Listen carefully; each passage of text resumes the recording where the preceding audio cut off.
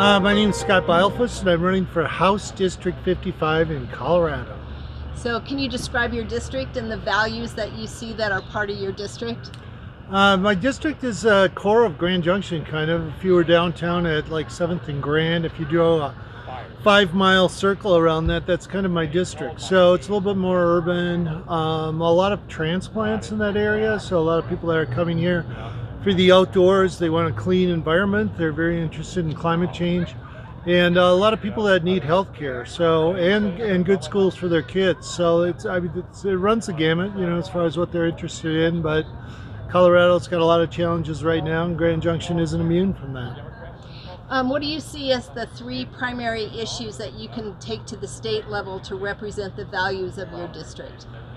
Well, pretty much, right now, because of the COVID thing, jobs are a big issue. So we've lost a lot of small businesses, and a lot of independent contractors have lost their means to make an income. So we need some retraining stuff, that's for sure. Co-op with the junior colleges and the colleges on retraining our workforce for things coming in the future. And so there's hope for people that have lost their jobs due to COVID. Healthcare is front and center because of the loss of employee-sponsored healthcare. So we got to get everybody covered. I definitely want to, if I get into the legislature, work on getting everyone at least temporary coverage that has lost their coverage due to job loss. And our schools are really getting killed right now. They're having additional expenses and cut budgets. So they're in a lot of trouble. They need a lot of help.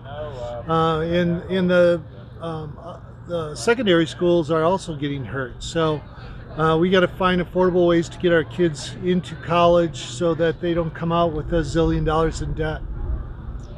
So what is in your background that you think you can take to the state level that will be a strength for you to represent 55?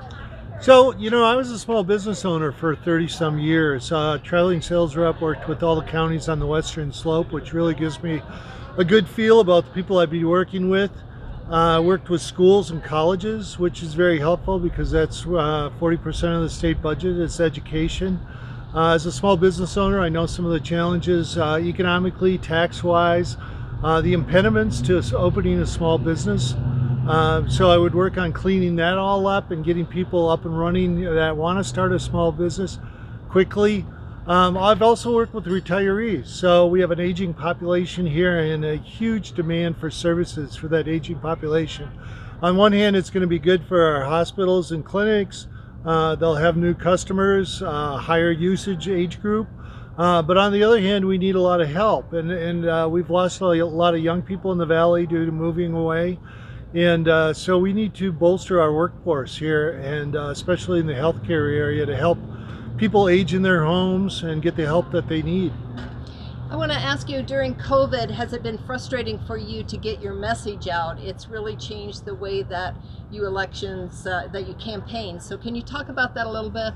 Yeah, it's a whole different ballgame. I mean, I've been active in local politics for 8 or 10 years in organizing on social and economic justice issues, and it's tough. People are afraid to come out because of the COVID thing. They definitely, stress is high. COVID kind of became a political issue around here, so stress is high with Democrats versus Republicans about opening businesses and public assemblies and things. So it's been really tough. It's such a contentious election season that a lot of the airwaves have been bought up, so it's hard for small guys to buy space on radio, TV, even on the internet. I mean, the cost is expensive. So yeah, it is tough to get out there, and we're just hoping that people pay attention once they get their ballots and look at who is representing their needs and their hopes for the future. Are you worried at all about people voting this year?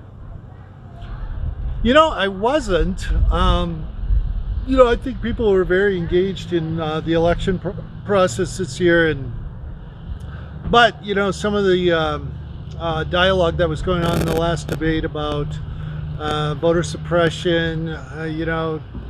Let's be honest. Trump was rattling the cage about that mail-in ballots were going to be tossed out or something. I don't know. A lot of legal things were going to determine the outcome of the election. So all I can say is you got nothing to lose by voting, and you got everything to gain. So I hope people that haven't voted get out there and vote this year. I've heard that a lot.